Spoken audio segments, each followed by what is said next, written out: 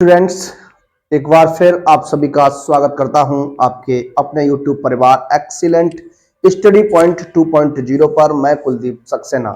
आइए आज आपके लिए लेकर आया हूं क्लास 10 के लिए जो हमारा चैप्टर रहेगा, चैप्टर नंबर 3 रैखिक समीकरण।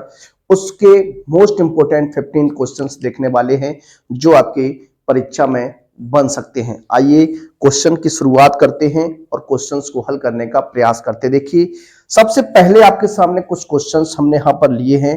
चार क्वेश्चंस आपके सामने यहाँ पर लिखे हुए हैं। इन चार क्वेश्चंस की हम लोग बात करने वाले हैं। चारों क्वेश्चंस को एक एक करके सॉल्व करेंगे। देखिए किस प्रकार से क्वेश्चन को हल कर सकते हैं, किस तरीके से क्वेश्चन को आपको सॉल्व करना है। देखिए इस तरीके के प्रश्न जो है वो आपके एग्जाम्स में बनते ही हैं। इस तरीके का क्वेश्चन जो है वो आपके एग्जाम्स में बनता ही बनता है और ये क्वेश्चन एग्जाम में आपका पूछा ही जाता है। एक प्रश्न इन चार प्रश्नों में से आपको एग्जाम में देखने को मिल जाएगा, इसलिए इन प्रश्नों को आपको आसानी से देखना है, इन्हें सॉल्व करने का प्रयास करना है। तो आइए बात करते हैं क्वेश्चंस पर। पहला प्रश्न जो है लिखा है समीकरणों ए 2x प्लस ए वाई बराबर 1 तथा 3x माइनस 5y बराबर 7 का कोई हल नहीं है, तो ए का मान आपको ज्ञात करना। देखिए इस तरीके कंडीशन को सॉल्व करने के लिए आपको किस तरीके से सॉल्व करना है, क्या अप्रोच आपकी हो सकती है। देखिए अगर हम बात करते हैं क्वेश्चन को हल करने का प्रयास अगर करना है, देखिए किस तरीके से बात करने वाले हैं। दो इक्वेशन आपके पास है 2x प्लस ए वाई बराबर 1 एंड दूसरी इक्वेशन जो है वो 3x माइनस 5y बराबर कितनी है, 7 है। ये दो समीकरण आपके सामने दिए गए हैं, गिवन दैट है। पहले आपको क्या करना है, इन दोनों समीकरणों की स्टैंडर्ड फॉर्म से क्या करानी है, तुलना करानी है। क्या करानी है, तुलना करानी है। तो देखिए बात करते हैं ax1 plus b/1 ax1 sorry यहां पर आप देखिए x को x ही रखते हैं, a1x प्लस b1y बराबर c1 and a2x plus b2y बराबर c2 से क्या कर देनी है, तुलना कर देनी है प्यारे बच्चों।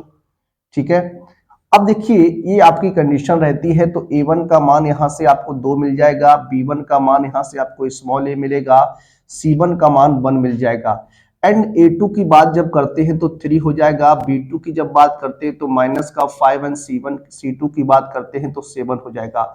अब समीकरण के लिए क्या कहा गया है कि कोई हल नहीं है। चूंकि समीकरण का क्या है, कोई हल नहीं है, तो यहां बात करने वाले हैं चूंकि क्या, चूंकि समीकरण का कोई हल नहीं है। अगर समीकरण का कोई हल नहीं है तो आप जानते हैं क्या कंडीशन होती है, किस तरीके से देखते हैं। तो a1 बटे a2 बराबर b1 बटे b2 is not as equal to c1 बटे c2, ये कंडीशन आपकी बनती है। इस तरीके से आपका होता है। तो यहां पर हम बात करने वाले हैं आपसे किस तरीके से, जरा देखिए। हम यहाँ a1 बटे a2 की बात करेंगे बराबर b1 बटे b2 की बात करने वाले हैं। देखिए यहां पर आपको मान रख देना है, a1 का मान 2 हो जाएगा, a2 का मान जो हो जाएगा वो कितना हो जाएगा, 3 हो जाएगा, बराबर b1 की बात करते हैं a हो जाएगा, b2 की बात करेंगे माइनस का 5 हो जाएगा। क्रॉस गुणा जब करेंगे आप तो 3a बराबर हो जाएगा कितना, माइनस का 10 हो जाएगा। a का मान निकालेंगे तो माइनस का 10/3 जो निकल के आएगा वो हमारा a का मान हो जाएगा। क्या हो जाएगा, स्मॉल a का मान जो हो जाएगा वो माइनस के 10/3 हो जाएगा। इस तरीके से इस प्रश्न को हल करना है, सॉल्व करना है। आइए बात करते हैं अगले प्रश्न पर और अगला प्रश्न देखते हैं। क्या है, लिखा है p के किस मान के लिए।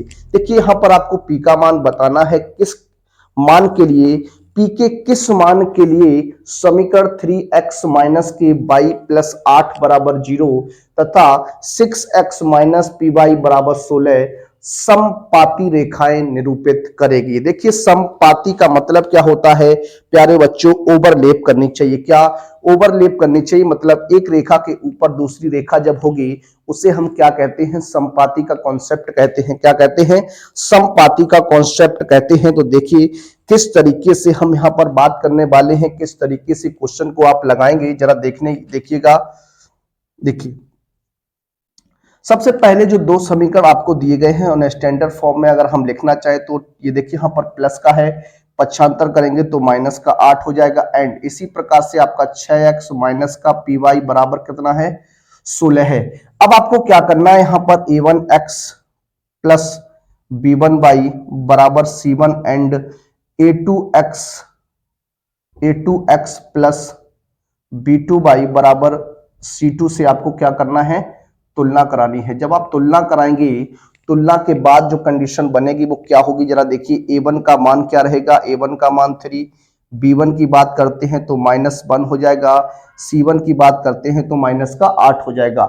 उसके बाद यहां बात करते हैं a2 का मान निकालेंगे तो 6 हो जाएगा, b2 का मान निकालेंगे तो माइनस का p और c2 का मान निकालेंगे तो कितना हो जाएगा, 16 हो जाएगा। अब देखिए, चूंकि दोनों रेखाएं क्या है, समपाती हैं। क्या, चूंकि दोनों रेखाएं समपाती हैं, हाँ बात कर सकते हैं क्या, चूंकि दोनों रेखाएं समपाती हैं, क्या हैं, समपाती हैं, इसलिए हम कह सकते हैं क्या, a1 बटे a2 बराबर b1 बटे b2 हो जाएगा।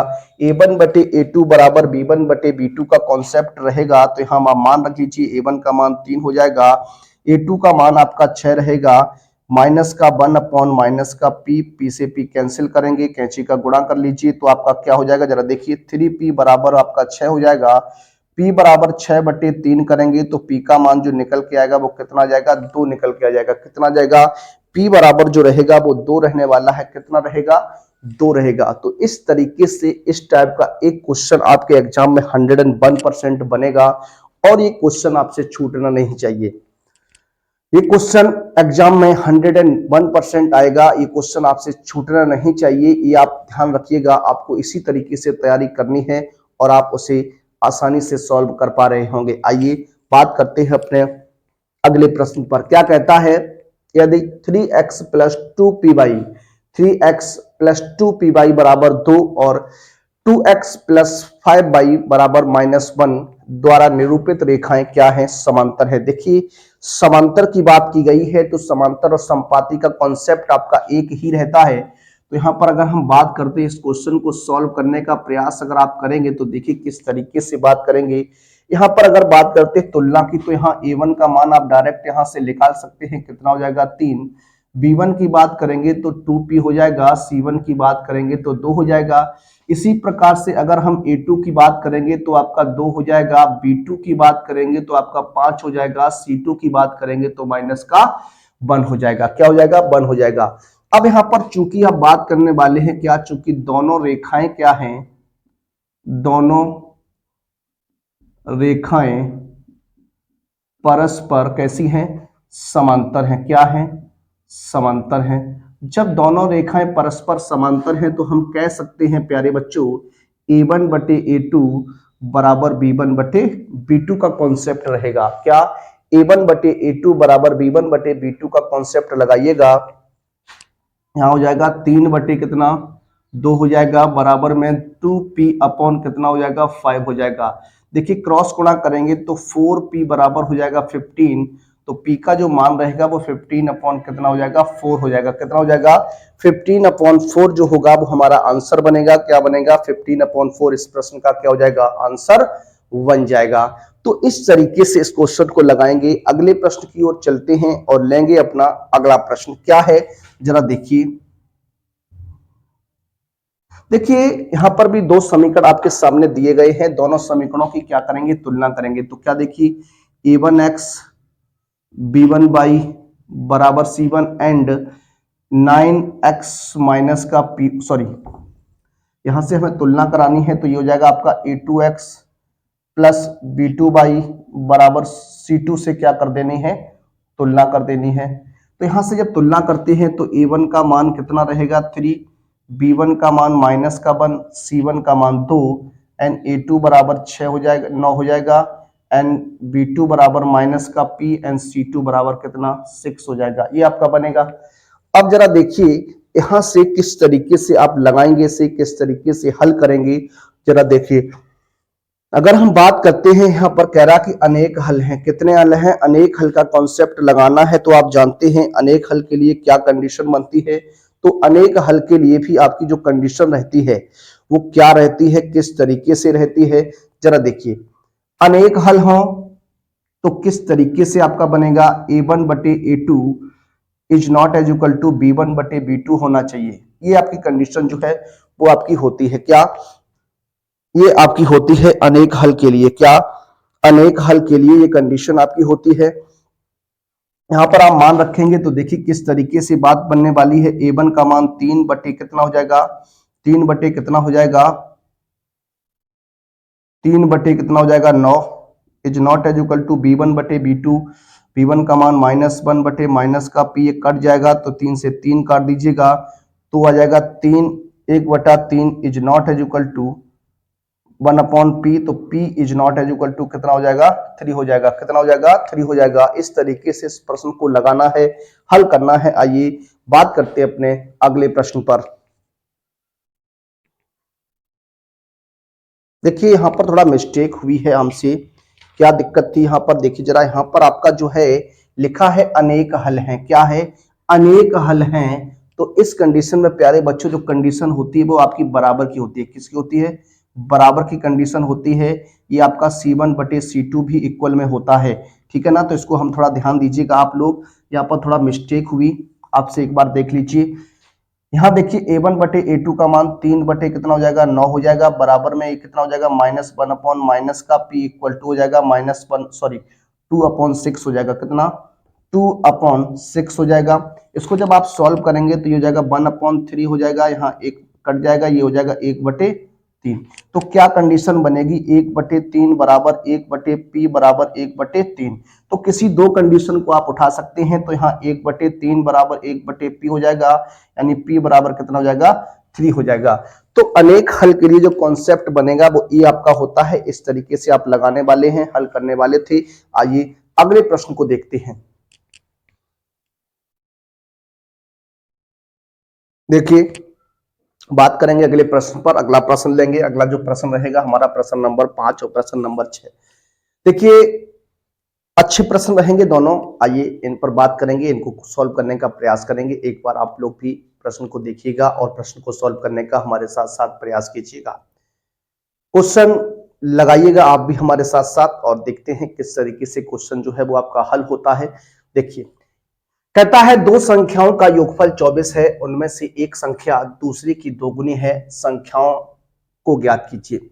संख्याओं को आपको क्या करना है, ज्ञात करना है, उन्हें उनको उनका मान ज्ञात करना है, उनको हल करके देखना है। देखिए किस तरीके से क्वेश्चन जो है वो आपका हल होगा, आइए देखते हैं। सबसे पहले अगर हम बात करते हैं इस क्वेश्चन को, यहां पर मान लेंगे कह रहा है दो संख्याओं का योगफल 24 है। दो संख्याएं हैं, उनका योगफल 24 है। तो मान लेते हैं, माना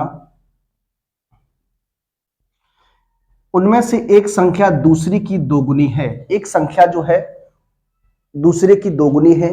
तो देखिए इसको आप दो तरीके से लगा सकते हैं। एक तरीका ये आपका कहता है कि दोनों संख्याओं में से आप क्या करिए, दोनों संख्याओं में से आप क्या करिए, एक को x मान लीजिए, एक को y मान लीजिए। एक मेथड आपका ये हो सकता है कि दोनों को अलग अलग संख्याएं मान लें, दो चर मान लें, उनके हिसाब से हम क्वेश्चन को लगाएं। एक तरीका ये कहता कि आप एक चर में ही समीकरण बनाइए और इसे सॉल्व कर जाइए।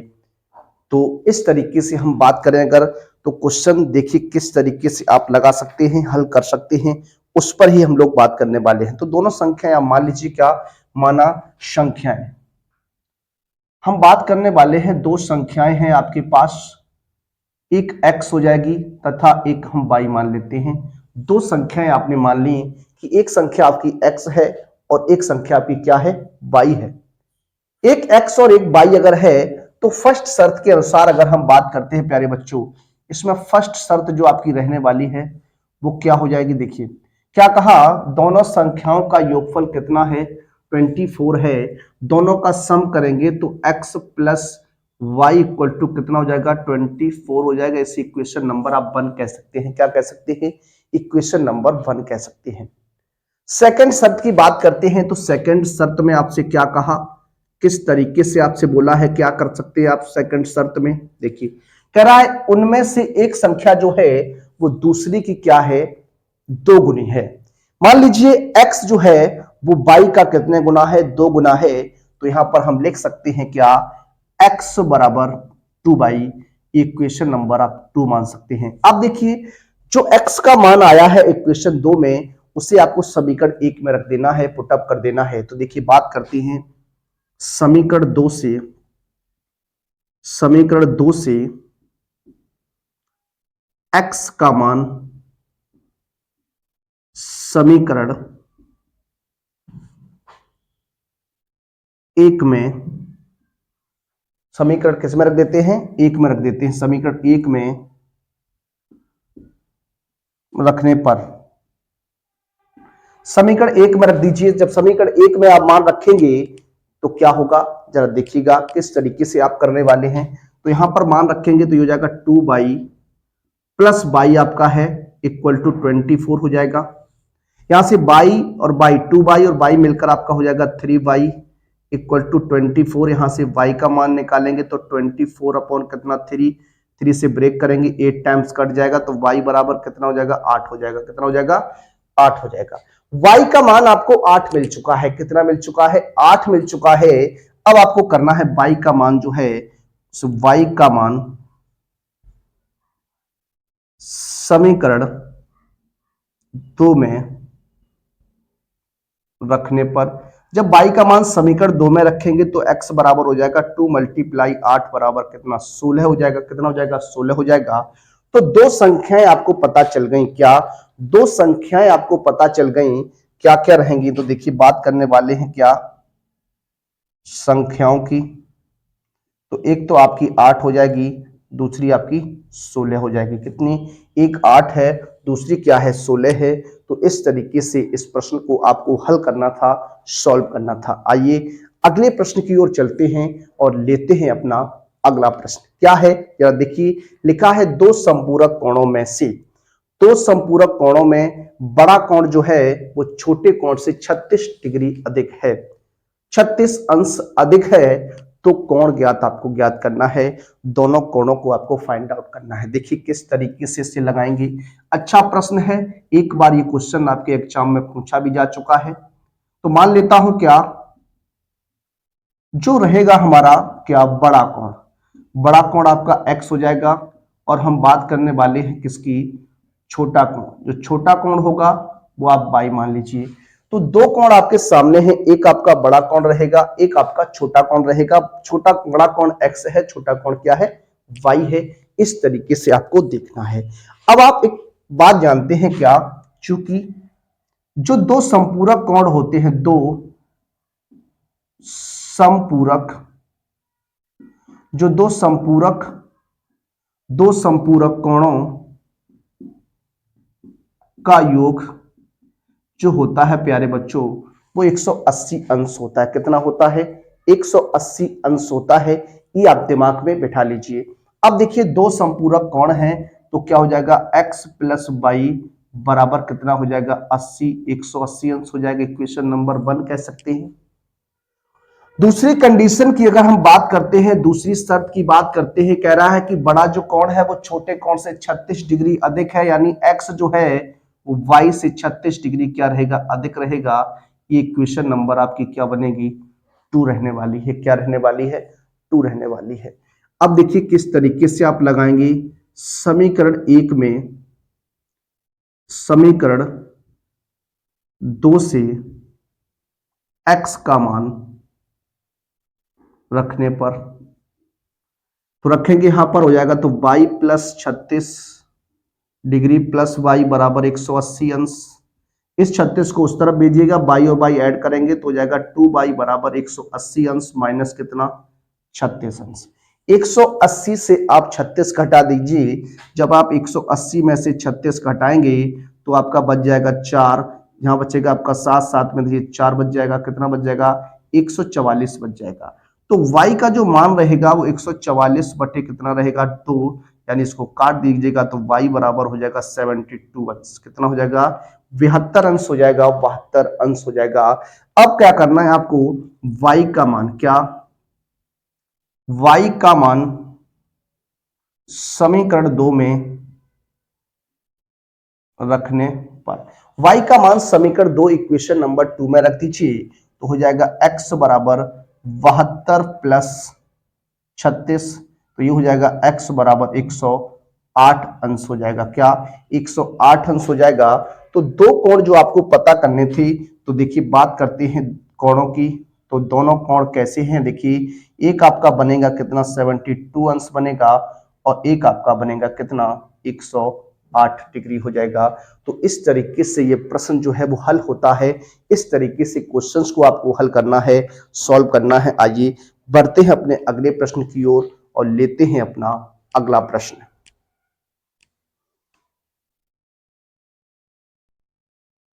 देखिए बात करेंगे अपने अगले प्रश्न पर और लेंगे अपना अगला प्रश्न, प्रश्न नंबर 7 और प्रश्न नंबर 8। दो प्रश्न आपके सामने हैं। देखिए दो विधियां इस सिलेबस के अंदर आपके सामने है इस साल, क्योंकि आगे पिछले ईयर जब आप बात करेंगे तो वहां पर तीन विधियों की बात होती थी। एक आपकी विलोपन विधि थी, एक प्रतिस्थापन विधि थी और एक आपकी वज्र गुणन विधि थी।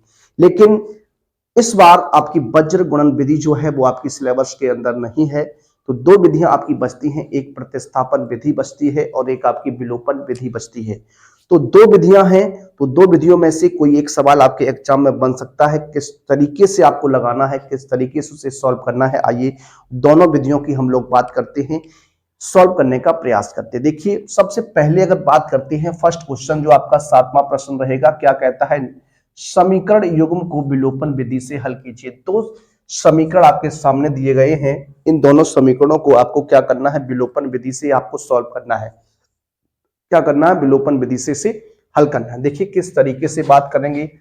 ये दिया गया है 2x माइनस वाई बराबर 2, इसे इक्वेशन नंबर 1 मान लीजिए।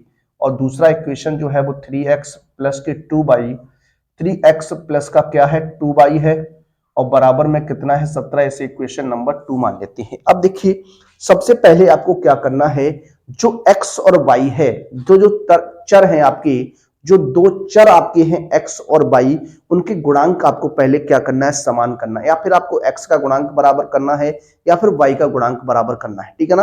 विलोपन विधि में यही आपको करना होता है। तो सबसे पहले या तो आप x का गुणांक समान कर दीजिए या फिर आप y का गुणांक समान कर दीजिए। तो इसी कंडीशन के साथ हम लोग बात करने वाले हैं। देखिए अगर हम बात करते हैं y के गुणांक के लिए, तो y का गुणांक यहाँ पर -1 है, यहाँ पर y का गुणांक प्लस का 2 रहेगा। तो हम क्या करने वाले हैं, देखिए बात करते हैं समीकरण 1 में। समीकरण 1 में 2 से, समीकरण 1 में 2 से गुणा कर दीजिए। क्या गुणा कर दीजिए, समीकरण 1 में 2 से गुणा करने पर जब आप ऐसा करेंगे तो देखिए क्या कंडीशन बनेगी, हो जाएगा आपका क्या, 2 से गुणा करेंगे तो 4x माइनस का 2y बराबर कितना हो जाएगा, 4 हो जाएगा। ये आपका कंडीशन बन जाएगी। अब आपको क्या करना है, इस समीकरण 2, इसको मैं तीसरा समीकरण मान लेता हूं। क्या, समीकरण नंबर हमने 3 मान लिया। अब आप क्या करेंगे, समीकरण 2 और समीकरण 3 को हल करेंगे। देखिए बात करते हैं किस तरीके से, समीकरण 2 बा समीकरण 3 को हल करने पर इन दोनों समीकरणों को आपको हल करना है। देखिए 3x प्लस का 2y बराबर 17 हो जाएगा, 4x माइनस का 2y बराबर 4 हो जाएगा। देखिए ये आपका कैंसिल हो जाएगा, क्यों, एक प्लस है एक माइनस है तो आपका कट जाएगा। अब यहाँ 4 और 3 कितना होता है, 7x हो जाएगा, 17 और 4 कितना होता है 21 हो जाएगा। x का मान निकालेंगे तो 21/7 हो जाएगा। 7 से ब्रेक कर लीजिए तो x का मान कितना आ जाएगा, 3 आ जाएगा। कितना आ जाएगा, 3 आ जाएगा। x का मान आपको कितना मिल गया, 3 मिल गया। अब आपको क्या करना है, जो x का मान है, जो x का मान है उसे आपको इक्वेशन 1 इक्वेशन 2 में किसी एक में रख देना है। तो देखिए बात करते हैं समीकरण 2 में। क्या, समीकरण 2 में x का मान रखने पर, समीकरण 2 में x का मान आप डाल दीजिए तो क्या हो जाएगा, 3 मल्टीप्लाई 3 प्लस का 2y बराबर हो जाएगा 17 है। ये हो जाएगा आपका 9 प्लस का 2y बराबर 17 है।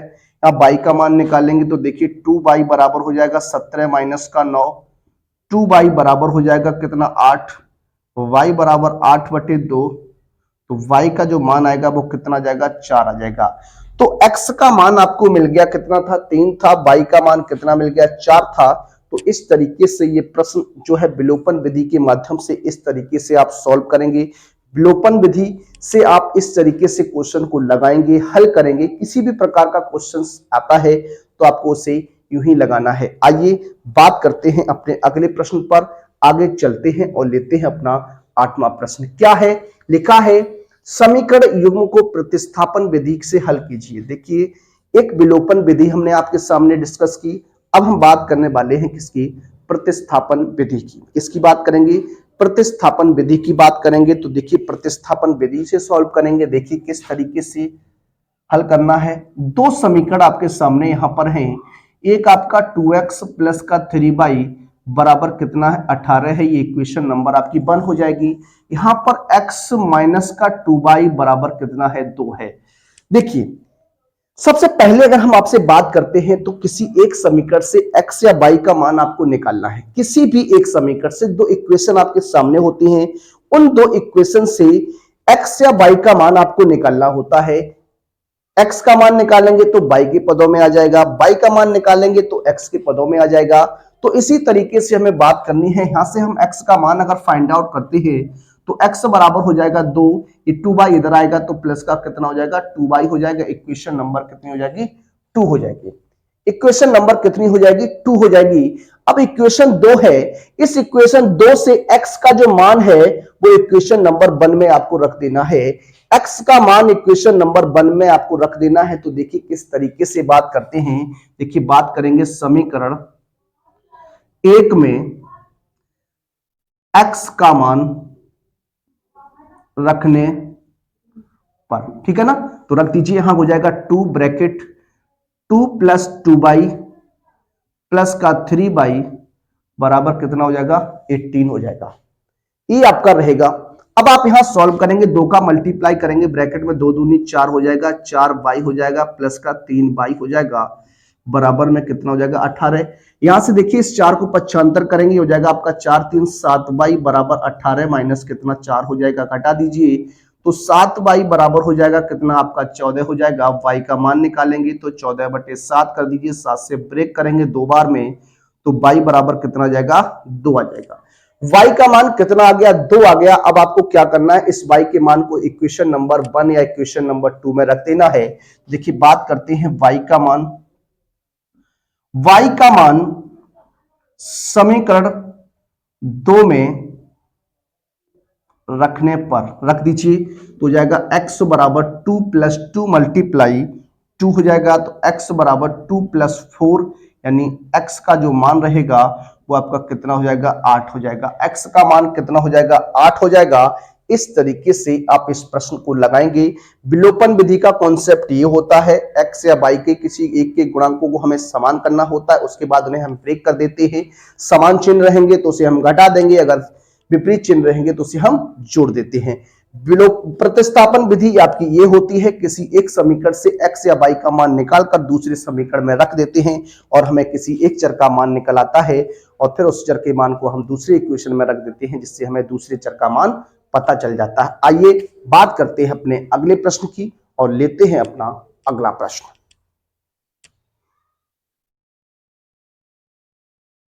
देखिए, बात करेंगे नेक्स्ट प्रश्न पर और अगले प्रश्न की ओर चलते हैं, लेते हैं अपना अगला प्रश्न। क्वेश्चन क्या है? आपके सामने 2 क्वेश्चन और लिखे हुए हैं। आइए इन क्वेश्चंस को देखते हैं और इन्हें सॉल्व करने का आपको प्रयास कराते हैं। देखिए किस तरीके से आप इन्हें लगा सकते हैं, क्या अप्रोच आपकी रहेगी, किस तरीके से आप इन क्वेश्चंस को बनाएंगे। आइए देखते हैं क्या है। लिखा है समीकरण 2x प्लस 3y बराबर 11 है। दो समीकरण आपके सामने हैं, दो इक्वेशन आपके सामने हैं। क्या है? 2x प्लस 3y बराबर 11 है और 2x माइनस 4y बराबर -24 को हल कीजिए। सबसे पहले क्या करना है, इन्हें हमें हल करना है और हल करने के बाद x और y का मान हमें ज्ञात करना है। पहले हमें इन दोनों समीकरणों से क्या करना है, x और y का मान फाइंड आउट करना है, फिर और इससे m का मान हमें ज्ञात करना, जिससे वह इस समीकरण को संतुष्ट करना चाहिए। क्या करना चाहिए? संतुष्ट करना चाहिए। तो आइए बात करते हैं क्वेश्चन के ऊपर। देखिए, अगर हम इस क्वेश्चन को सॉल्व करेंगे, किस प्रकार से आप करने वाले हैं। अभी हमने आपके सामने दो विधि की चर्चा की। इससे पहले क्वेश्चन को हमने लगाया था, जो एक आपको विलोपन विधि के बारे में बताया और एक हमने आपको प्रतिस्थापन विधि के बारे में बताया, ठीक है ना। तो आप किसी भी मेथड से, किसी भी विधि से आप दोनों समीकरणों को यहां सॉल्व कर सकते हैं और सॉल्व करने के बाद जो x और y का मान आएगा उसे दी गई कंडीशन में हम रख देंगे तो हमें m का मान जो है वो आपको मिल जाएगा। तो देखिए किस तरीके से बात करेंगे। यहां आपका क्या है 2x minus 4y equal to minus का 24 हो जाएगा।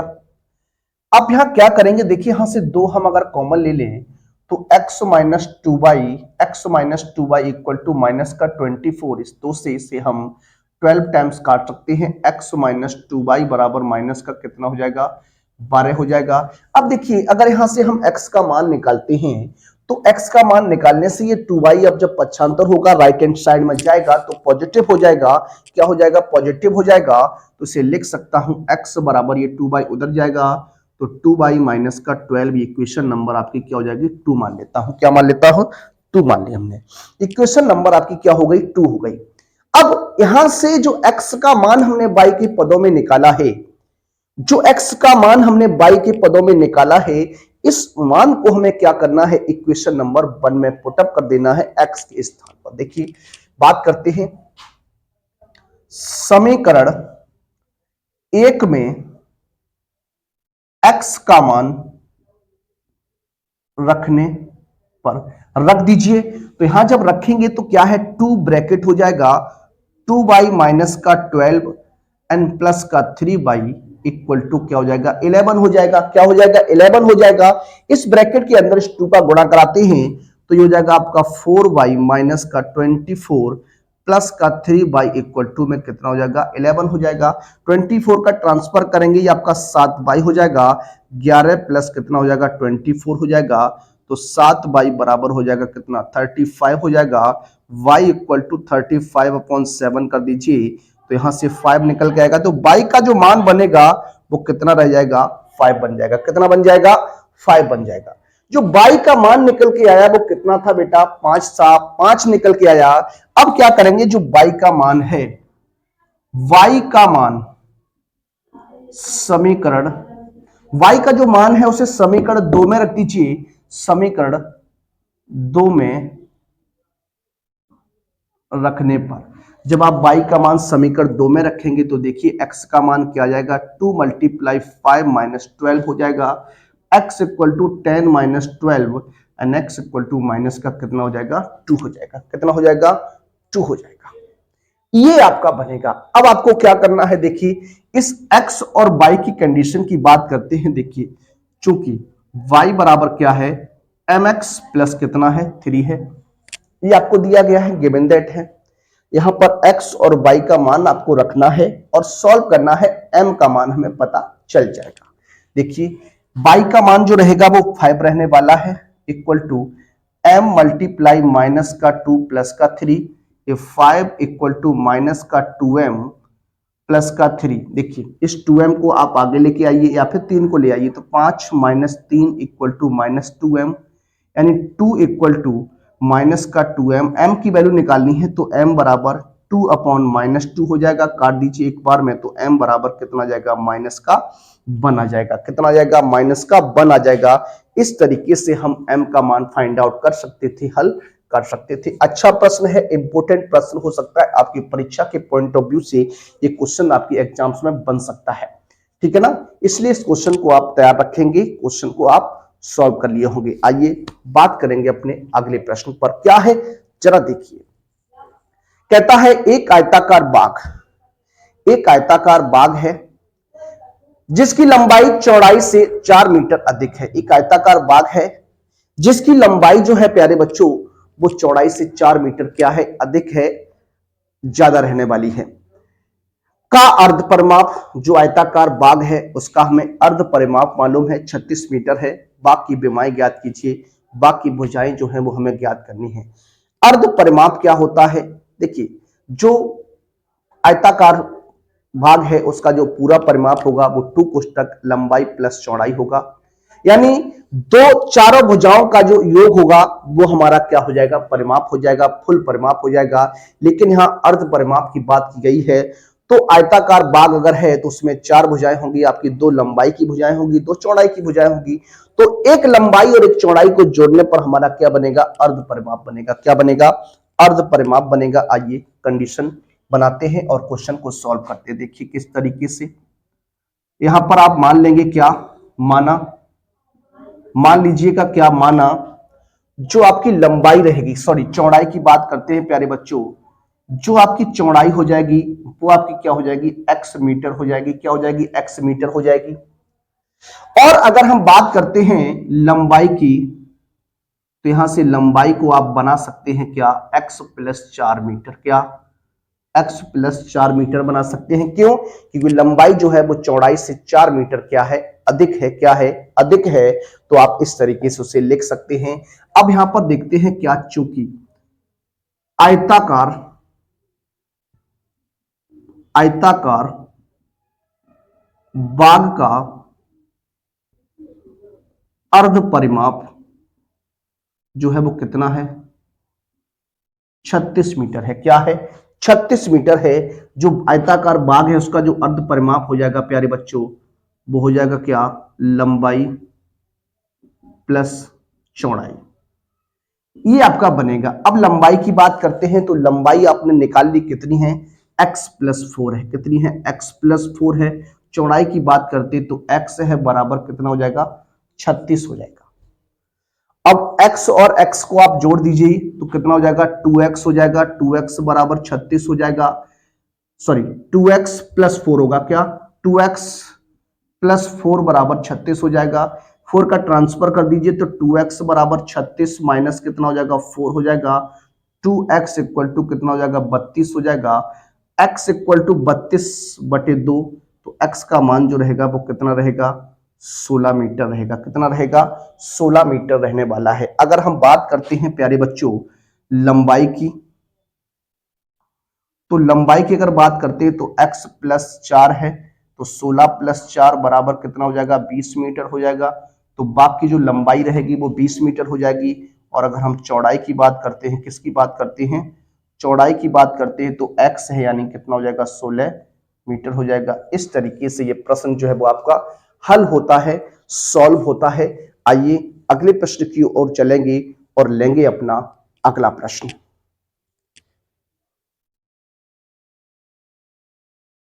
देखिए, बात करेंगे नेक्स्ट प्रश्न पर, अगला प्रश्न लेंगे। अगला जो प्रश्न रहेगा हमारा प्रश्न नंबर 11 और प्रश्न नंबर 12। दो प्रश्न आपके लिए फिर से हैं। देखिए इन क्वेश्चन को देखते हैं। क्या है क्वेश्चन, लिखा है 2 अंकों की संख्या में दहाई का अंक इकाई के अंक का 3 गुना है। यदि संख्या में से 54 घटाया जाए तो अंक पलट जाते हैं। संख्या जो है वो आपको ज्ञात करनी है, संख्या को आपको फाइंड आउट करना है। देखिए इस तरीके का क्वेश्चन भी एग्जाम्स में कई बार आपसे पूछा गया है और ये एग्जाम में क्वेश्चन जो है वो बनता है। तो आइए क्वेश्चन को हल करते हैं, क्वेश्चन को सॉल्व करते हैं। क्या है जरा देखिए, किस तरीके से आप लगाएंगे, किस तरीके से आप हल करेंगे, जरा देखिए। 2 अंकों की एक संख्या है, तो सबसे पहले हम मान लेंगे, क्या माना, इसमें 2 अंकों की संख्या होती है, उसमें एक दहाई का अंक होता है। दहाई का अंक अगर हम बात करें, दहाई का अंक अगर हम देखते हैं तो दहाई का अंक जो होगा वो x मान लेता हूं, और इकाई का जो अंक होगा उसे हम y मान लेते हैं। इकाई का अंक ये हम मान लेते हैं क्या है, हमारा y है। तो एक संख्या बनाइए आप 2 अंकों की। 2 अंकों की जब संख्या बनाते हैं तो ये आपका 10x प्लस क्या हो जाती है, y हो जाती है। क्या हो जाती है, 10x प्लस क्या हो जाती है, y हो जाती है। इस तरीके से आप इसे बनाएंगे। जरा अब आगे बात करते हैं। तो संख्या तो आपकी बन गई 10x प्लस y। उसके बाद क्या कहा, दहाई का अंक जो है वो इकाई के अंक का कितना है, 3 गुना है। तो फर्स्ट शर्त में यहां पर आप बता सकते हैं क्या, जरा देखिए, दहाई का अंक इकाई के अंक का 3 गुना है, तो x बराबर हो जाएगा क्या, 3/। इसे इक्वेशन नंबर आप 1 कह सकते हैं। क्या कह सकते हैं, इक्वेशन नंबर आप 1 कह सकते हैं, समीकरण नंबर 1 बना सकते हैं। अब हम बात करने वाले हैं सेकंड शर्त के ऊपर। सेकंड शर्त में आप क्या बताने वाले हैं, जरा देखिए।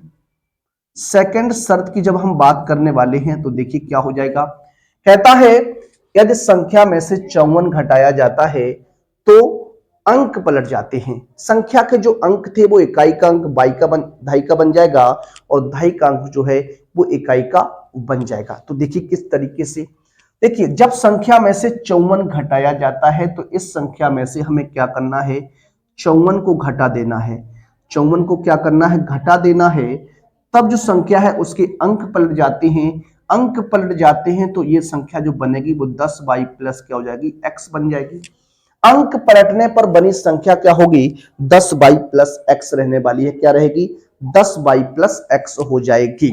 अब देखिए जरा इसको सॉल्व करेंगे तो ये आपका क्या है? 10x प्लस वाई माइनस का 54 हो जाएगा, बराबर में 10y प्लस एक्स रहेगा। पक्षांतर करिएगा तो 10x माइनस एक्स हो जाएगा, प्लस का y माइनस का 10y हो जाएगा, और ये बराबर में 54 आपका पहुंच जाएगा।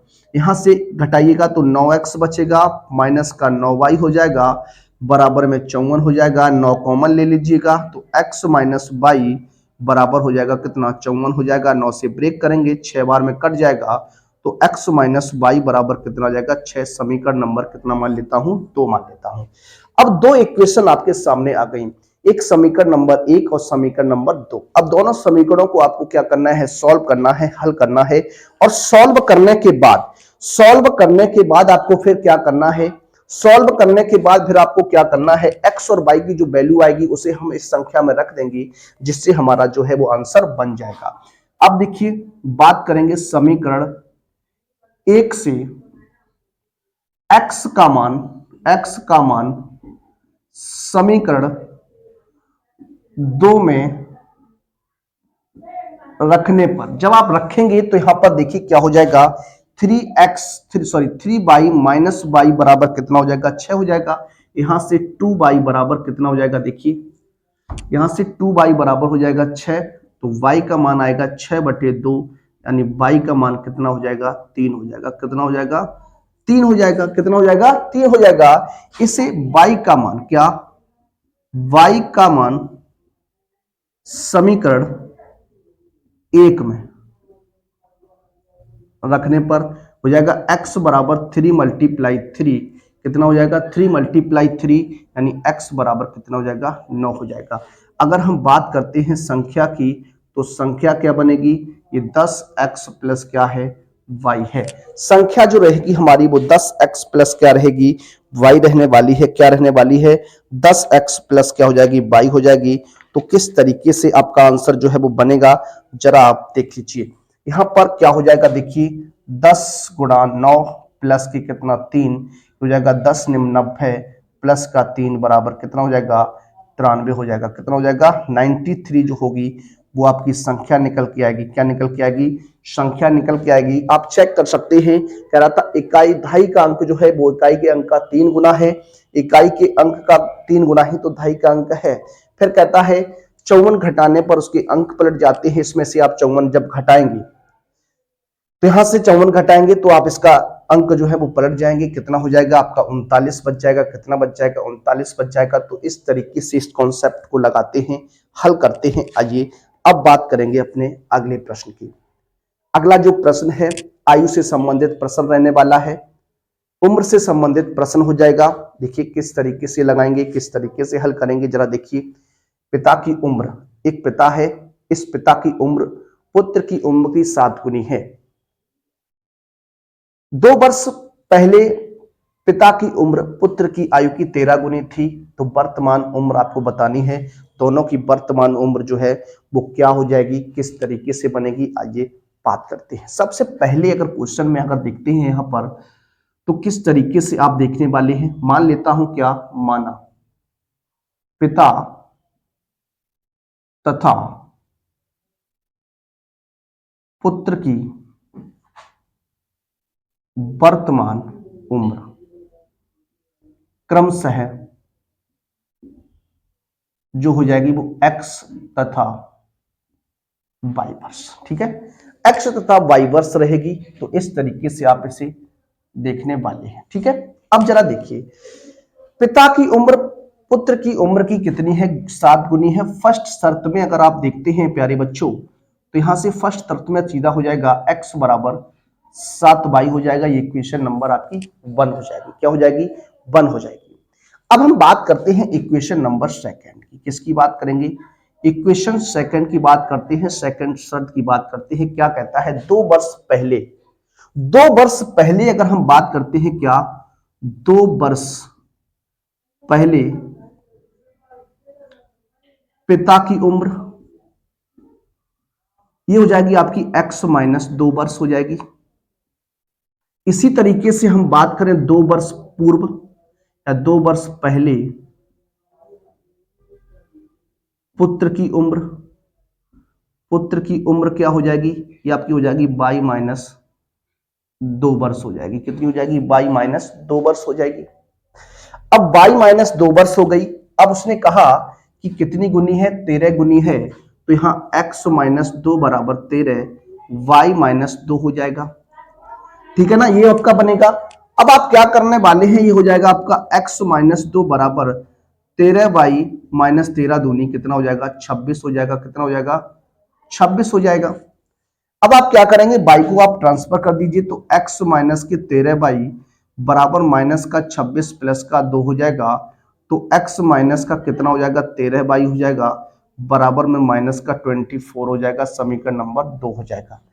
अब यहां पर दो इक्वेशन आपके सामने हैं, तो यहां पर विलोपन विधि तो आपकी नहीं लगा सकते हम, क्योंकि यहां पर x बराबर हमने मान लिया।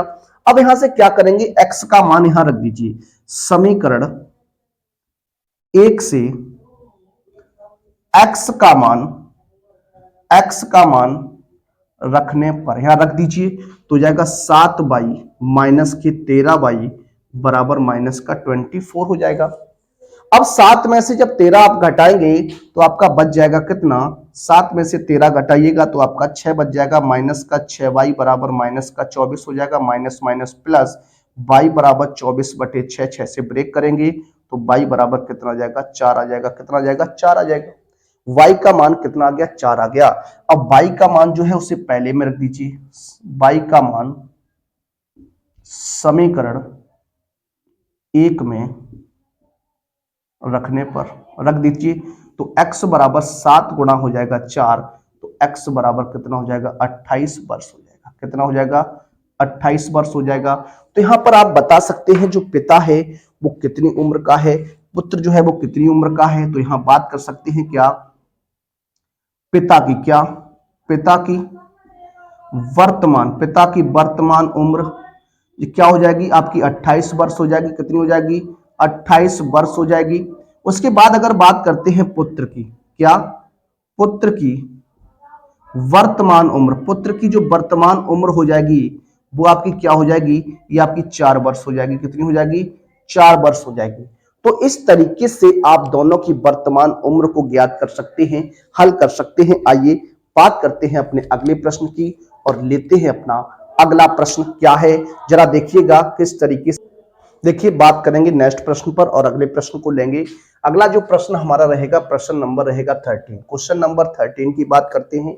इसके बाद 2 क्वेश्चन आपके लिए और रहेंगे, उन क्वेश्चंस को भी हम लोग सॉल्व करेंगे। आइए बात करते हैं अपने इस प्रश्न पर। लिखा है, ऋतु धारा के अनुकूल 2 घंटे में 20 किलोमीटर तैर सकती है। एक लड़की ऋतु है, इस ऋतु की बात कर रहे हैं। एक लड़की ऋतु है जो धारा के अनुकूल, धारा की दिशा में 2 घंटे में 20 किलोमीटर तैर सकती है, और धारा के प्रतिकूल 2 घंटे में 4 किलोमीटर तैर सकती है, यानी धारा की विपरीत दिशा में। तो आपको बताना है कि स्थिर जल में तैरने की चाल और धारा की चाल क्या है, किस तरीके से आप बना सकते हैं, जरा उसको हम देखते हैं। तो बात करते हैं ऋतु के तैरने की चाल। क्या, ऋतु के तैरने की चाल अगर हम बात करने वाले हैं क्या हो जाएगी, जरा देखिए।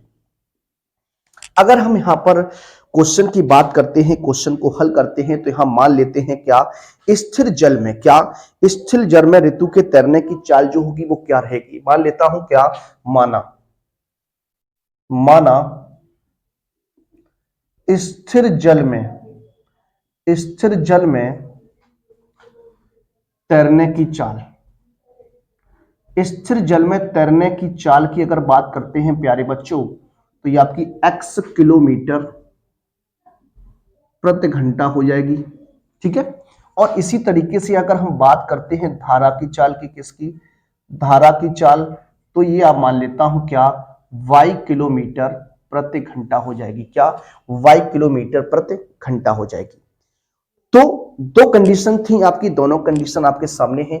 अब देखिए अगर हम बात करते हैं धारा के अनुकूल, क्या, धारा के अनुकूल, धारा के अनुकूल तैरने की चाल,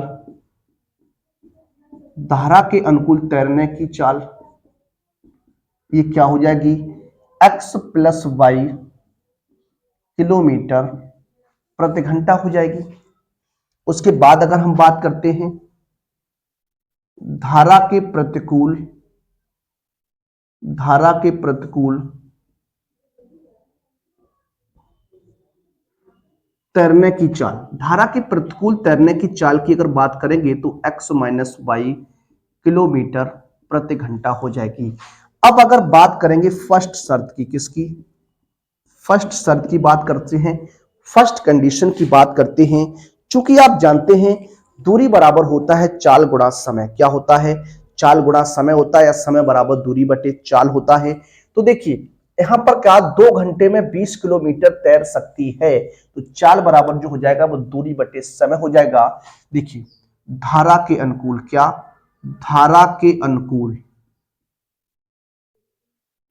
अनुकूल 2 घंटे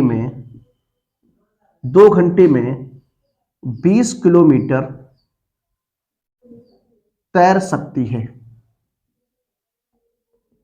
तो क्या हो जाएगा? x प्लस वाई बराबर 20/2, चाल बराबर दूरी बटे समय से, तो ये हो जाएगा x प्लस वाई बराबर कितना? 10। ये इक्वेशन नंबर आपकी क्या हो जाएगी? 1 हो जाएगी। क्या हो जाएगी? इक्वेशन नंबर 1 हो जाएगी। आगे अगर बात करते हैं सेकंड शर्त की बात करते हैं। देखिए सेकंड शर्त में क्या है, क्या कहा? धारा के प्रतिकूल 2 घंटे में 4 किलोमीटर तैर सकती है। तो यहां बात करने वाले हैं क्या? धारा के प्रतिकूल 2 घंटे में क्या? 2 घंटे में 4 किलोमीटर तैर सकती है। क्या तैर सकती है या तैरती है? तो इस तरीके से तो क्या हो जाएगा? x माइनस वाई बराबर 4/2, यानी x माइनस वाई बराबर कितना हो जाएगा? 2। इक्वेशन नंबर 2 हो जाएगी। अब 2 इक्वेशन आपके सामने हैं, इन दोनों इक्वेशन को आपको सॉल्व करना है। देखिए बात करते हैं समीकरण 1 व समीकरण 2 को, समीकरण 1 व समीकरण 2 को हल करने पर, जब समीकरण 1 और समीकरण 2 को आप हल करेंगे तो क्या कंडीशन बनेगी? जरा देखिए x प्लस वाई बराबर कितना है? 10 है, और x माइनस वाई बराबर कितना है? 2 है। देखिए y से y कैंसिल हो जाएगा, क्योंकि एक प्लस एक माइनस है, तो यहां हो जाएगा 2x बराबर कितना? 12। x की बात करेंगे 12/2, 2 से ब्रेक करिएगा तो x बराबर कितना हो जाएगा? 6 हो जाएगा। x का मान कितना आ गया? 6 आ गया। 6 किलोमीटर प्रति घंटा हो जाएगा। इसी प्रकार से क्या कर सकते हैं? x का मान, क्या?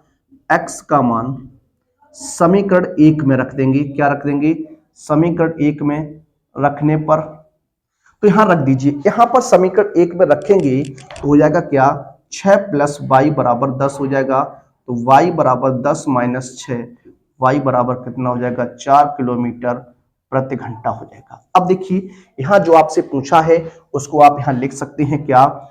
स्थिर जल में, क्या? स्थिर जल में, क्या? स्थिर जल में तैरने की चाल ये जो हो जाएगी वो आपकी क्या हो जाएगी? 6 किलोमीटर प्रति घंटा। और अगर बात करें धारा की चाल ये आपकी क्या रहेगी? 4 किलोमीटर प्रति घंटा रहेगी। इस तरीके से ऐसे प्रश्नों को लगाते हैं। आइए एक प्रश्न और लेते हैं और बात करते हैं अपने अगले प्रश्न पर। देखिए बात करेंगे अपने अगले प्रश्न पर और लेते हैं आज का अपना 14वां प्रश्न। क्या है जरा देखिए, क्या कहता है क्वेश्चन? लिखा है एक भिन्न 1/3 हो जाती है जब उसके अंश से 1 घटाया जाता है, और वह 1/4 हो जाती है जब हर में 8 जोड़ दिया जाता है। तो भिन्न आपको ज्ञात करनी है। देखिए बात करते इस क्वेश्चन को लगाते हैं। मान लेता हूं, माना अंश जो रहेगा वो आपका x रहेगा, और जो हर रहेगा उसको हम y मान लेते हैं, और जो भिन्न बनने वाली है वो आपकी x/y हो जाएगी। क्या हो जाएगी? x/y हो जाएगी। अब फर्स्ट शर्त की जब बात करते हैं प्यारे बच्चों, तो क्या है जरा देखिए, कह रहा 1/3 हो जाती है जब उसके अंश से 1 घटाया जाता है, तो x - 1/y = 1/3 क्रॉस गुणा करेंगे तो 3x माइनस 3 बराबर y हो जाएगा। क्या कर सकते हैं इसको, 3x माइनस y बराबर कितना हो जाएगा 3, इस इक्वेशन नंबर 1 कह सकते हैं। सेकंड शर्त की बात करेंगे। सेकंड शर्त में आपसे क्या कहा, जरा देखिएगा, लिखा है 1/4 हो जाती है जब हर में 8 जोड़ दिया जाता है। तो यहाँ क्या हो जाएगा, अंश को आपको वैसे ही रखना है और हर में आपको 8 जोड़ देना है, तो बराबर 1/4 हो जाएगी। क्रॉस गुणा करेंगे तो हो जाएगा 4x बराबर y प्लस 8 हो जाएगा। इसको 4x माइनस y बराबर 8 लिख सकता हूं। इक्वेशन नंबर 2 हो जाएगी। अब इक्वेशन 1 और इक्वेशन 2 को हम क्या करेंगे, विलोपन विधि के द्वारा हल करते हैं। जरा देखिए, समीकरण 1 व समीकरण 2 को हल करने पर क्या हो जाएगा, x minus y 3x minus y बराबर 3 और यहाँ 4x माइनस वाई बराबर कितना है 8 है। देखिए यहाँ चिन्ह जो है समान है तो घटा दीजिए, माइनस प्लस माइनस हो जाएगा, ये कट जाएगा। या माइनस का x बराबर माइनस का 5 माइनस माइनस प्लस x बराबर कितना हो जाएगा 5 हो जाएगा। कितना हो जाएगा 5 हो जाएगा। अब x का जो मान है, x का मान समीकरण 1 में रखने पर रख दीजिए तो हो जाएगा 3 मल्टीप्लाई 5 माइनस वाई बराबर कितना 3 हो जाएगा। 15 माइनस वाई बराबर 3 हो जाएगा। माइनस वाई बराबर 3 माइनस 15 हो जाएगा। तो माइनस वाई बराबर माइनस के 12 कट जाएगा, तो वाई बराबर कितना हो जाएगा 12 हो जाएगा। तो जो भिन्न बनेगी आपकी, क्या जो भिन्न रहेगी वो x बटे वाई, यानी जो भिन्न का मान आएगा वो आपका 5 बटे कितना हो जाएगा 12 हो जाएगा। इस तरीके से आप हल कर सकते थे, सॉल्व कर सकते थे। आइए बढ़ते हैं अपने आज के अंतिम प्रश्न की ओर और लेते हैं आज का अपना अंतिम प्रश्न। देखिए, बात करते हैं अपने आज के अंतिम प्रश्न पर और इस चैप्टर का अंतिम प्रश्न रहेगा हमारा 15वां प्रश्न। जो भी क्वेश्चंस आपको कराए इन्हें एक बार आप पुनः रिवीजन कर लीजिएगा। 1 से 2 बार आप इन क्वेश्चंस को लगाइएगा, क्वेश्चन आपको यहीं से देखने को मिल जाएगा। ठीक है, आइए लास्ट प्रश्न की ओर चलते हैं। देखिए क्वेश्चन आपको लिखा हुआ आगे सामने नजर आएगा। देखिए क्वेश्चन है किस तरीके से इसे लगाना है। एक कक्षा के विद्यार्थियों को पंक्तियों में खड़ा होना है। यदि पंक्ति में 3 विद्यार्थी अधिक होते तो एक पंक्ति कम होती। यदि पंक्ति में 3 विद्यार्थी कम होते तो 2 पंक्तियां अधिक बनती। पहले क्या है, पंक्ति में 3 विद्यार्थी अधिक होते तो एक पंक्ति जो है वो आपकी कम बनती, और दूसरी कंडीशन में क्या है, 3 विद्यार्थी कम होते तो 2 पंक्तियां अधिक बनती। कक्षा में विद्यार्थियों की संख्या जो है वो आपको बतानी है। कक्षा में कितने विद्यार्थी हैं ये आपको फाइंड आउट करना है। देखिए मान लेता हूं, क्या माना पंक्तियों की संख्या क्या है x है। देखिए यहां पर बात करते हैं सबसे पहले, क्या माना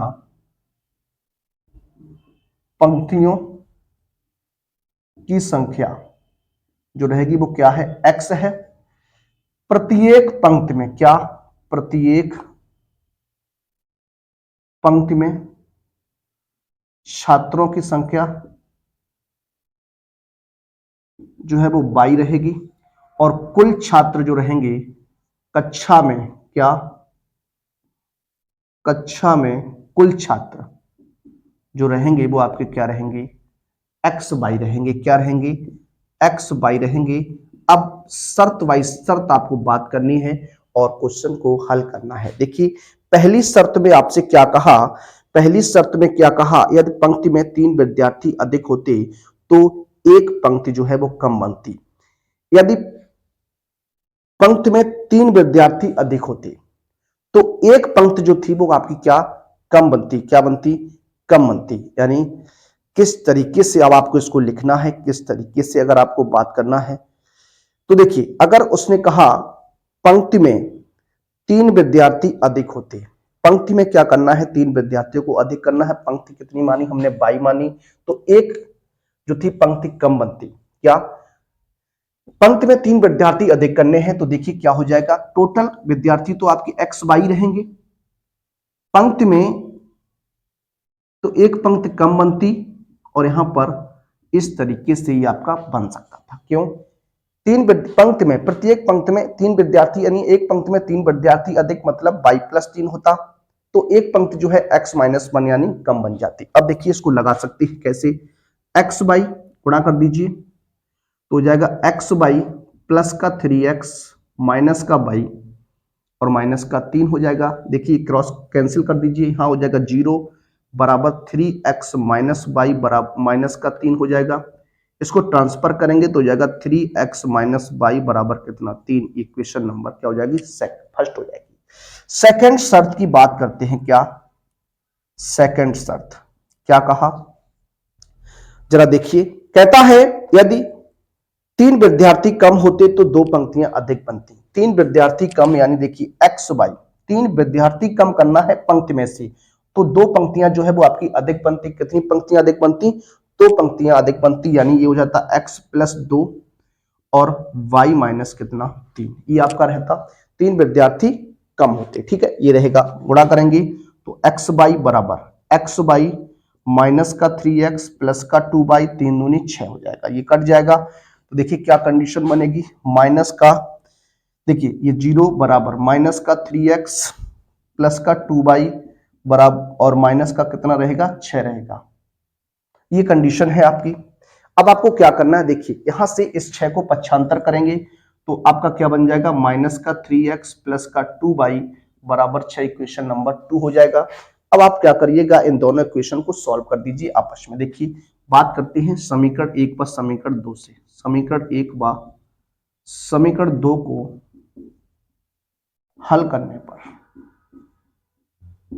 ठीक है, तो हो जाएगा क्या, देखिए 3x माइनस वाई बराबर आपका 3 और यहाँ हो जाएगा माइनस का 3x प्लस का 2y बराबर 6। यहाँ ये x से x आपका कट जाएगा, यहाँ पर 2y में से y घटाइएगा तो y बच जाएगा, ये आपका हो जाएगा 9। कितना हो जाएगा, 9 हो जाएगा। y का मान कितना आ गया, 9 आ गया। इस y के मान को समीकरण 1 में रख दीजिए। y का मान समीकरण 1 में रखने पर रख दीजिए तो समीकरण 1 ये रहा आपका, क्या हो जाएगा 3x माइनस 9 बराबर कितना 3, 3x बराबर 3 प्लस 9, 3x बराबर हो जाएगा 12, x बराबर 12/3, तो x का जो मान रहेगा वो कितना आ जाएगा 4 आ जाएगा। कितना आ गया, 4 आ गया। कक्षा में क्या, कक्षा में विद्यार्थियों की संख्या कितनी थी, x गुणा वाई यानी 4 गुणा 9 कितना हो जाएगा 36 हो जाएगा। कितना हो जाएगा 36 हो जाएगा। तो कक्षा में जो विद्यार्थी हैं वो विद्यार्थियों की जो संख्या रहेगी वो कितनी रहेगी, 36 रहने वाली है। तो इस तरीके से आज का हमारा ये सेशन था। वीडियो कैसा लगा, वीडियो को एक बार लाइक कीजिएगा और अपने मित्रों में से अधिक शेयर कीजिएगा। मिलेंगे आप सभी से अगले चैप्टर के साथ, कुछ और मोस्ट इंपोर्टेंट क्वेश्चंस लेकर आऊंगा आपके लिए। तब तक के लिए सभी विद्यार्थियों को जय हिंद, जय भारत, वंदे मातरम।